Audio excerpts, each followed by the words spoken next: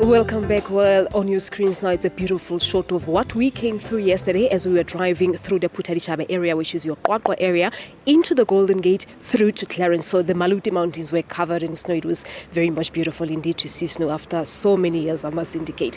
Well, let us just focus a little bit on the business perspective of things here from Clarens. We spoke a little about business with the MMC of Local Economic Development from the Dihlabe municipality earlier on.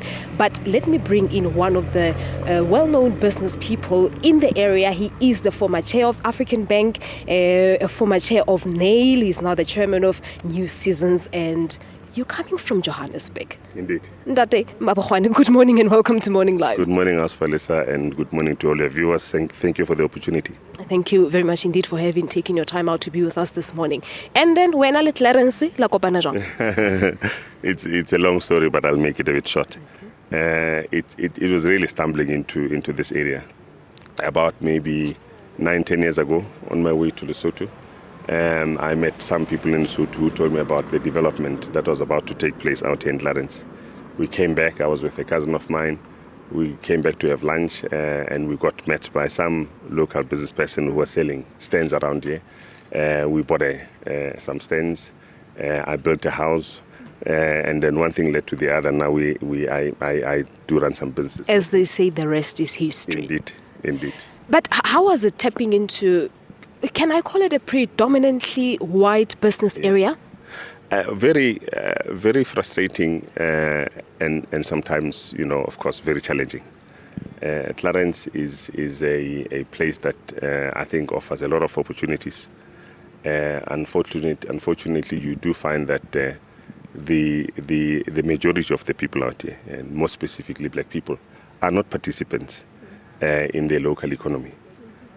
So it's one of those things that you look back and say 22 years into democracy, we still can't find our own people, But what's the reason thereof? Why are they not participating? I guess there must be a number of reasons for that. One, I do find that local people here are more really very protective of the area, and therefore that does not create an environment that is conducive to encouraging local people to venture into businesses. We know that government has really come up with a whole lot of programs that are aimed at developing black business, small black business people.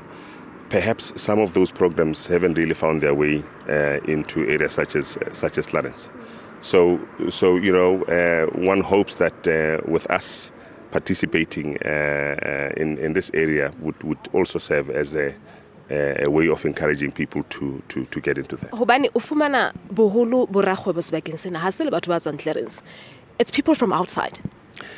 Almost, most of them coming here. For example, yourself. Yes, you come from Johannesburg and you saw a business opportunity here. Absolutely. I think that goes for most of us who come from outside of Clarens and really then start doing business out here.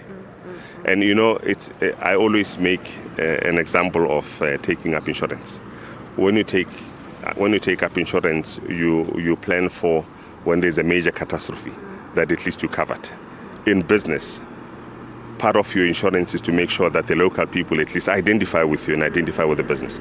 And I don't see us taking that kind of insurance around here in making sure that we have people that will also identify with the businesses that are around here. Okay, quickly on this one. It's we're